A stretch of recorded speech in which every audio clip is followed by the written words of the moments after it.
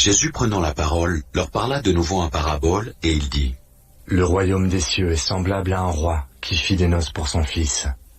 Il envoya ses serviteurs appeler ceux qui étaient invités aux noces.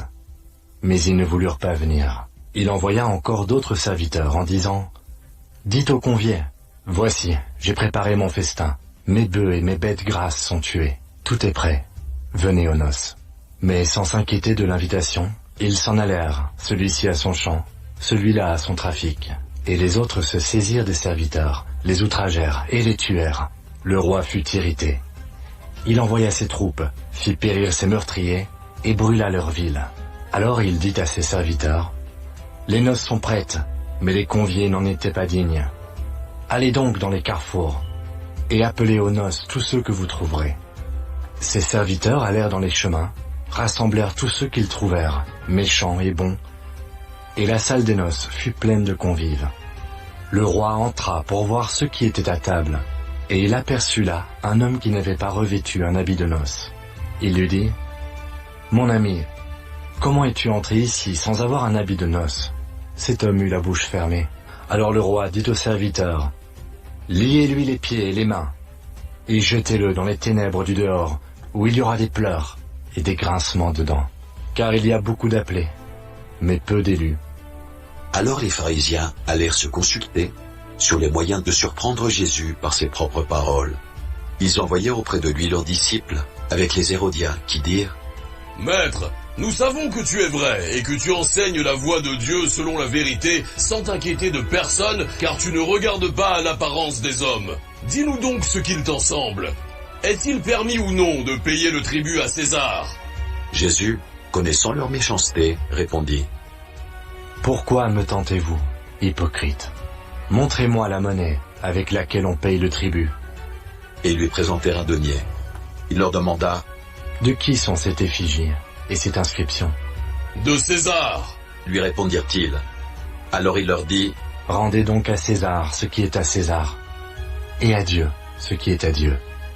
Étonnés de ce qu'ils entendaient, ils le quittèrent et s'en allèrent.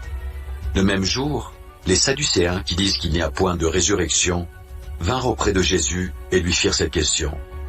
Maître, Moïse a dit, si quelqu'un meurt sans enfant, son frère épousera sa veuve, et suscitera une prospérité à son frère. Or, il y avait parmi nous 7 frères. Le premier se maria et mourut, et comme il n'avait pas d'enfant, il laissa sa femme à son frère. Il en fut de même du second, puis du troisième, jusqu'au 7e. Après eux tous, la femme mourut aussi. À la résurrection, duquel des 7 sera-t-elle donc la femme?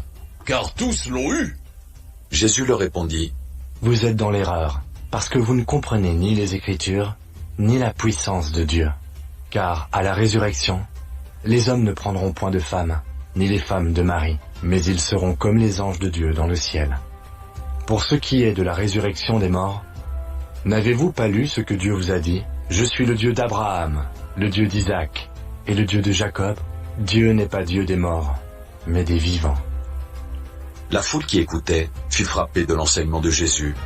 Les pharisiens, ayant appris qu'il avait réduit au silence les Sadducéens, se rassemblèrent, et l'un d'eux, docteur de la loi, lui fit cette question pour l'éprouver. Maître, quel est le plus grand commandement de la loi? Jésus lui répondit: Tu aimeras le Seigneur, ton Dieu, de tout ton cœur, de toute ton âme, et de toute ta pensée. C'est le premier et le plus grand commandement. Et voici le second qui lui est semblable. Tu aimeras ton prochain comme toi-même. De ces 2 commandements dépendent toute la loi et les prophètes. Comme les pharisiens étaient assemblés, Jésus les interrogea en disant: Que pensez-vous du Christ? De qui est-il fils? Ils lui répondirent: De David.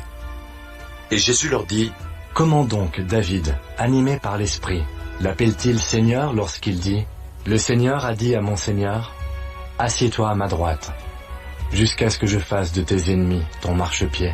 Si donc David l'appelle Seigneur, comment est-il son fils?